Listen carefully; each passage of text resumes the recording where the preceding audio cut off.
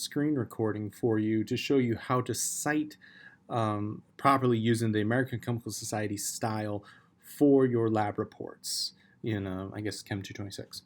So first of all, just to find it, I'll post a link to this, but if you just Google ACS style, that is the American Chemical Society style. That's the style that we're going to use because we're chemists. At least you guys are pretending to be chemists while you're in 226. If you just Google that, like I said, I'll give you this link. This is going to show you, bring you just to this first link. Is at Williams College, whatever. They've got a really good website for how to do this. Let me tell you that, yeah, the idea of citation is the same, just like what you learned in Comp 111 or even in high school English, is that we need to, anytime you use words that are not your own, you need to give credit for that. Now, you should not quote things. As much as possible, you should try to avoid quoting things. But of course, if you do quote, you need quotation marks and you need to cite it. We much prefer you to paraphrase what you've read and to then cite it again as well. Okay, so most of the things that you will be citing will be journal articles. And so I'm going to show you how to do journal articles. If you cite a book, that is okay as well, but there's ways on here to say how to do it. First off, let me just zoom in a little here for you.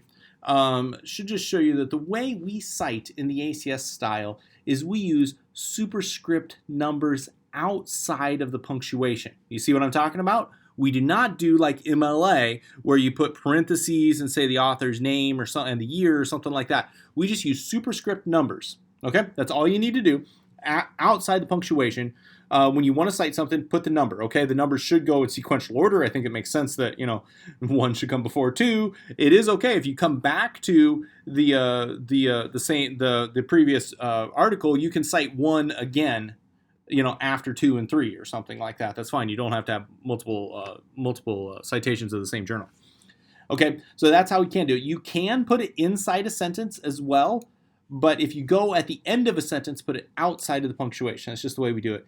I don't know what this is, I suppose, convention, but we don't do that. What we always do is superscript numbers. That's the way to cite in the ACS style. Okay, so how you do that, if you're using Word or something, you're going to type a bunch of garbage, right?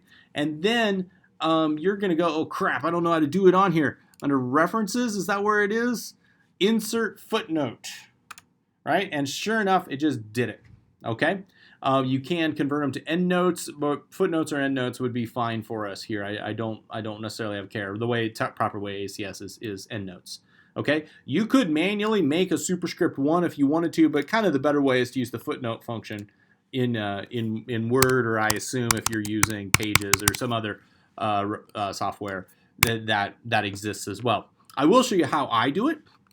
All right, in just a second. Okay, I have software that can do it for you, and there is freeware out there that you can download. Might be a good idea if you're going to be writing lots of term papers to get yourself some software to do this. Then the software isn't limited to the ACS style. It's just one of many styles. Okay, so most of the time you're going to be citing an article, right? And so your citation is probably going to look like this. Okay, where the author's names are listed first, of course, last name first. Okay, this is David Evans, really famous organic chemist at Harvard. All right, the title, the italicized and abbreviated journal title, the year is bold, the issue is italicized. You do not need volume numbers, and then the pages are listed. All right, that's the way this is going to look. It is perfectly fine if you were back in Word and you had that down, and that's how you already erased it. Down in your footnote, you would put something that looks like this. Now, let me show you something real quick here. When you are reading a journal article, so there's just one that I was just reading the other day, oftentimes down in the journal article, at least half the citation is already there. Okay, and so it's perfectly fine to copy and paste that from the citation, right? And you would have to reformat, but you could copy and paste Ackerman's name and everything here from this journal article, from the article. So you could copy and paste the title in, and copy and paste, but you'll have to change so it goes last name first on the authors or something, and then copy and paste the referencing information. Look at that, it's already ACS style. It's italicized journal article name. This is one that's in German, Angewandte Chemie. Year, italicized issue number, and then page numbers. It's already there for you. So most of the time, you can get this right from the journal article. You don't even have to type it, okay? Yeah, and like I said, most of the time I would just insert footnote in Microsoft Word, and then I'd copy and paste those things in from the article, okay? That's kind of the way to do this, Okay, if you cite a book or whatever, this Williams website, like I said, I'll give you the link, but also it's the first link that pops up if you say ACS style. Shows you how to do books. Like I said, most of the time you're gonna be doing scientific journals. I suppose if you got a patent or something, they're kind of pains in the butt to read. I doubt that's what you would use, but you would probably do that. You can cite websites. There is a way to do it. But honestly, I would ask your TA before you cite a website, okay? It would have to be a really good website for us to allow it, okay? But, that's one other thing I should point out. Of course, you find these articles online, right? That you went through the library website to get this, just like we taught you. Do not cite it as that website right there. Cite it as this article, okay? So, yeah, I guess you prefer to cite, darn it, I don't know what I'm highlighting there or whatever. Cite if at all possible, okay? If it is, and Wikipedia, probably not a good website to be citing. It is a fine, you can use some of the references of Wikipedia as ways to find stuff, but that's where you want to be, it's just a starting point. It's not an authoritative source, okay? Let me just show you real quick how to do this as well. There are other alternatives. Oh, no, not that. In Word, there are alternatives out there that you could use. There is software called, I'll just make it bigger so you guys can make sure to see this. We'll make it 24 or something like that. Called Zotero is one software program. That is actually a plugin that you can download into Firefox. The other option is that most of the grad students here use is Mendeley. I think that's how it's spelled. Let's double check here. Mendeley is online software that, EY, sorry. Mendeley, you can even see it here. It's online reference management software. It's free and it's web-based or cloud-based. I think it's definitely worth doing, especially if you're going to become a scientist of any type. You're going to end up writing, some sort of senior thesis or something like that. You want software to manage your references for you. Let me just show you how mine works. I have a program called Papers right here. Most people call it, it's kind of analogous. It's like iTunes for PDF files. Apparently it's really slow today. All right.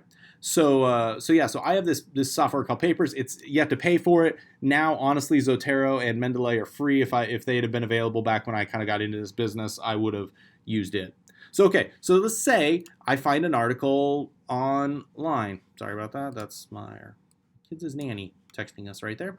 So say you find this article online right here, and I want to cite it, but I also just want to keep it because I want to know about this paper. What I'm going to do is I'm going to just download the sucker, all right?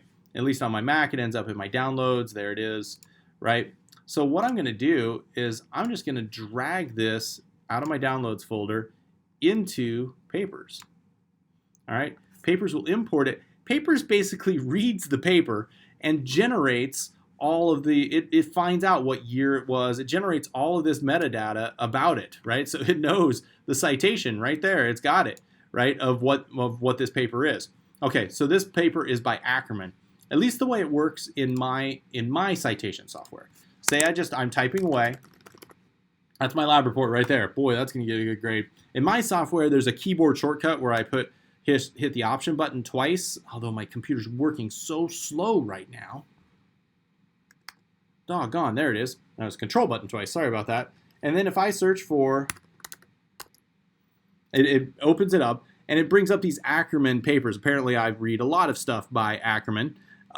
This one's asymmetric. So these are all the papers that are in my list by him. Did I screw this up somehow? I'm going to go for the Joachim. Joach, Joachim. There it is, whatever. So there's the paper, right? So it knows it. And so all I'm going to do is I'm just going to double click. Oh, damn it. It can't insert citation. I've seen this before because I have to save it. Right? We're just going to save it to the desktop, to all that. Now, sorry about that. Just a bug. All right. Now I can insert that citation. If I go back, I just say Joachim. There it is. Right? I find that thing. And then I insert the citation.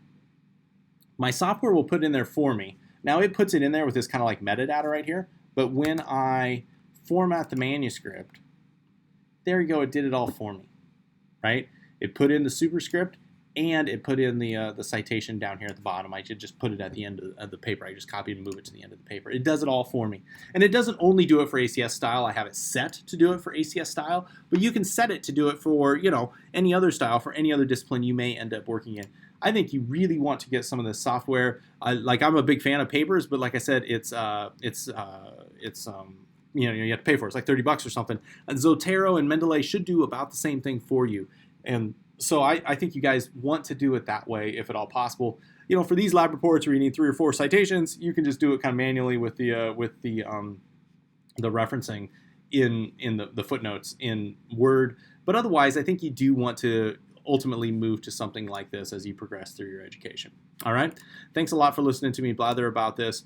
Good luck with all this. And again, if you need some help, you can talk to me by just emailing me and setting up a time, or you can find your TAs. They all do this all the time for writing their theses and stuff. They can help you with all of this. Okay. Thanks.